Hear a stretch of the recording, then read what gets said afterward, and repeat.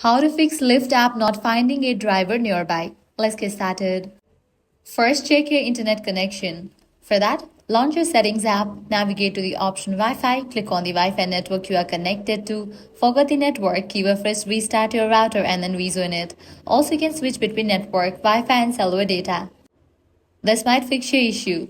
Next, enable your location services. For that, scroll down and navigate to the option Privacy and Security. Head over to the option Location Services. Enable for it. Likewise, head over to the option Lyft and set it to while using.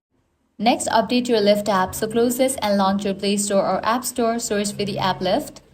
After app appears, if you find the option of update, just click on it and update the app to its latest version. Likewise, update your OS version. For that, launch your Settings app, navigate to the option General, click on Software Update. If any updates are available for your device, just update it. And that's it. These are some fixes for Lyft app not finding a driver nearby. If this guide helped you out, do not forget to like, share, and subscribe.